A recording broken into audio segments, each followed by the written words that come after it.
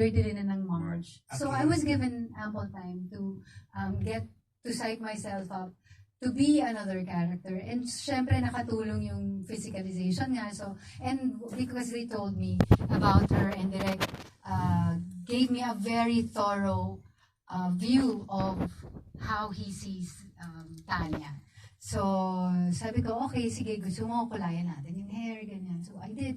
So, that helped a lot. Nung nakita ko na, wala na yung buhok ko.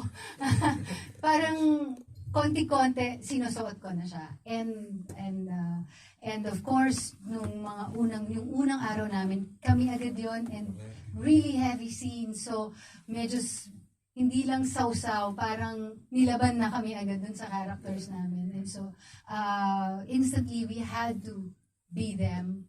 Although, of course, it took a few hours to find our footing, pero with the help of Andrea, with the help of Direk, pagka nahihirapan ako, she would look me in the eye, and yun, and that helped a lot. That kasi yung una pa lang confrontation na namin ni Andrea agad. So, nakatulong na when you have supportive actors around you, it really helps. So, yeah. Thank you. Favorite scene ko po yung niyakap niyo siya kanin. Ay, hindi niyo pala napanood. Yung sinatawag ko siya Luna kahit siya si Sky. I know, that was so It was so ang sakit yung senang yun. So, Effect ang ko na ang biras. Check out. Yes. Hindi, tsaka plus kinakahiga ako nung naiiyak ako kasi na-feel ko yung loss ni Luna and then na-feel ko yung pain niya.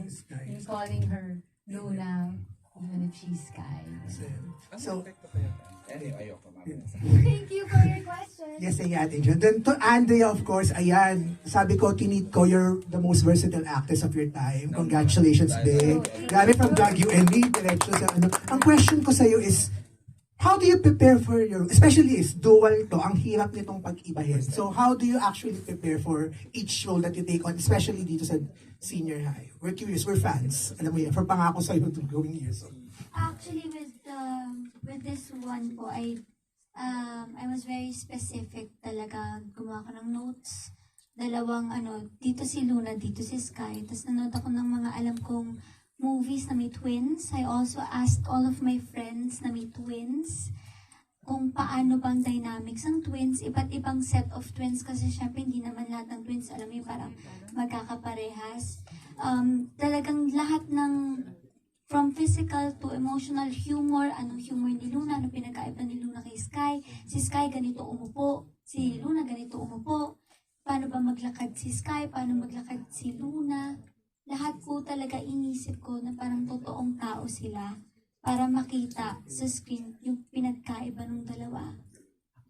Yun po, yun lang naman, nag-research lang ako and parang create ko lang yung dalawang girls sa utak ko. Tapos nung Ibang-iba promise. Ibang-iba. Talaga ba? Parang sabi ko, tweet ko kanina, you remind me of Claudine before when she did triplets. Kaya mo pala, kayang-kaya mo. Saan ka man naroon? So, Yun kasi actually pinakagusto ko talaga mapakita na magkaiba sila. I'm so proud of you. Congrats, Thank you so Anya. much. I've seen you grow up. Ay, hindi ako matatanong kay Miss Sylvia. I don't know. I know. I don't know.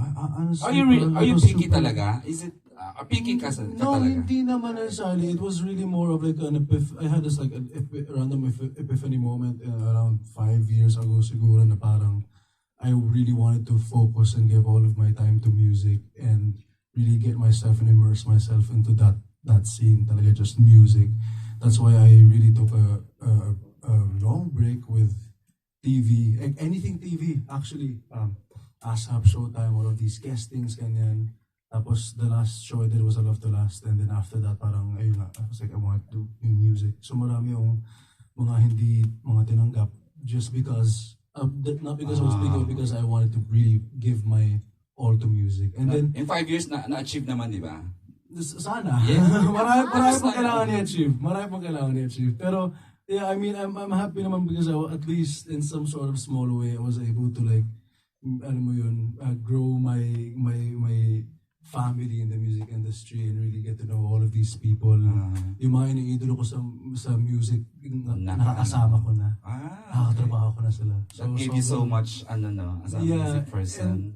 And then parang around 2021, I got the inquiry for Blue Room with Ate Mana Asuncion. And then I was like, sige, subukan natin ulit kasi I really love film and acting as well. And then, ever since then, tuloy-tuloy na po. And then, yung itong project nga na ito, super random lang to. Sabi ko parang, sige, parang ang saya bumalik ulit sa TV. Tapos nung nalaman ko na sila yung makakasama ko, parang, yun. True. Thank you, Jake. Thank Juan you. Carlos. Na po yun, nung na yun. Okay. But when I got this, I mean, I'm very grateful na, you know, Dreamscape considered me for this and I'm very blessed, I guess. But swerte din ako ng mga projects most of the time na na-offer na titik yung boxes na gusto ko is like just 2 boxes basically, like one is a role na different from anything I've done, something na challenging, something I can have fun with, and then second, a theme and a message that I think is either personal or important or very urgent, and this show has all of that. Kaya yes agad, and nung nalaman ko pa, same with Jake, nung nalaman ko ito Pencast, and Direk Ona, Direk Andoy, then game na talaga ako agad. Actually, ngayon ko na-realize how medyo intimidating yung cast.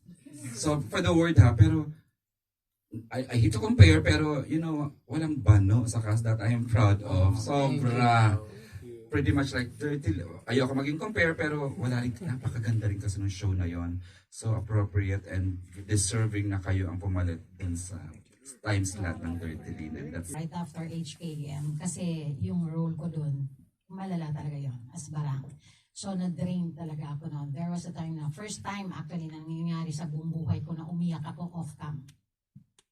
Na sabi ko, Lord, sorry ha, magtatanong ako, pero pwede naman akong magsasabi ko ganito, pero pwede naman akong Lord, di ba, magtrabaho, pwede naman, kaya ko naman hindi magtrabaho. Pero bakit ang hirap nito, dito pa rin ako? Parang ganon, nagtanong ako sa sobrang hirap, parang, pero passion eh. So, alam mo yun, iba pag nasa dugo mo. Kahit sasabihin mong kaya mo ng hindi mag-artista, kahit sabihin mo na kain ka ng tama. Pag tinawag ka ng showbiz, yung passion mo, wala kang magagawa. Like ako, sinabi ko naman actually sinabi ko 1 year lang. Sa umabot ng 2 years. Tapos yun nga, tinawagan ako ng Dreamscape. Nag-usap kami ni Derek Eric about yung role ko dito as Lydia. So nung pagsabi sa akin, nagustuhan ko. So sabi ko, balik na ako after 2 years. So, kakaiba kasi ng role. Iba talaga from Be Careful with My Heart, di ba? Greatest, yung pamilya ko, hanggang saan. Pero, eto, ano pa rin to? Puso pa rin. Lolang po, puso. Pero may iba. Ang laki ng pagbabago. Like, nagpagupit ako ng buhok para dito. Actually, di ba, Mars, sinabi mo kanina, di ba yung nagulat ka, may wedding, ba't ako bigla nagpakasal? Kasi mas maganda daw pag mahaba yung buhok. Kailangan kasi nauna yun gawin.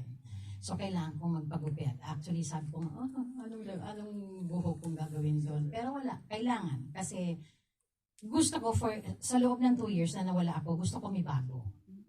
Ano yung bago? Siyempre, unahin mo muna yung tsura mo. Kasi yun unang makikita eh. Then, pangalawa, atakayin mo ng iba. Kasi doon na makikita every night yun. So, unang binago ko yung tsura ko. Mukha na ba akong boyish? Mukha na ba akong boy? Ayun, wapo-wapo. So yun. Ganun nangyari. Yun ang ginawa ko. So, thank you naman. At hanggang ngayon, pinagkakatiwalaan ako ng ABS, ng Dreamscape, ng magagandang role, di ba? So, yun. Kasi pwede bang production pwedeng ikat kung nag-overshare. Wow! Ano po kami yung nakita? Ano ba pwede kong i-share sa role ko? Yung TE, kasi hindi talaga. Okay. Bakit ko to, nakalimutan ko yun. Okay, thank you, Derek Eric. Nung in-offer sa akin ni Derek Eric to, ganito, ganyan, drama na naman, Derek. Anong bago? Bukod sa magpapagupit ang buhok, sinabihan niya ako, mag-action ka dito. Gusto ko talaga mag-action. Bata pa ako, gusto ko na maging action star. Pero hindi ako, nalilihis ako kasi napupunta ako sa kontrabida, tapos napupunta ako sa drama na nagsasabi ako, pagkatiwalaan nyo lang ako ng action. Pagkatiwalaan nyo lang ako. Huwag nyo lang ako ikahon sa luha. Pagkatiwalaan nyo lang ako. Gagawin ko lahat para magulat din kayo. I mean, di ba sabi ko nga kay Derek Eric, hindi ko pwedeng sabihin na kaya ko mag-aksyon kung hindi ko kaya. Kasi, ako ang mapapahamak, ako mapapasama, ako mapapahiya sa'yo. So sabi nila, oh, ito yung action na gagawin mo, bla bla bla bla. Sabi ko, direct, request, pwede bang itodo natin? Direct, ito, itong gusto ko mangyari. Umuo sila. So hanggang ngayon, naghihintay ako at sisingilin ko si Direk Eric. Kasi yun, mag-action. Siya na si Bagwoman. Bago. Yung action, yun. So, abangan nyo po kasi kung nakikita nyo bumabaha ng luha before, pag ako yung nandyan, ngayon, hanggat maaari, wala. Tsaka, kasi touchy ako lahat sa mga show ko. Hello, na. Iba ngayon. Iba yung ano namin dito. Lola. Oo, basta, iba. Basta, yun. Manggugulat na lang kami maglola. Thank you, Tita Thank you. Sylvia.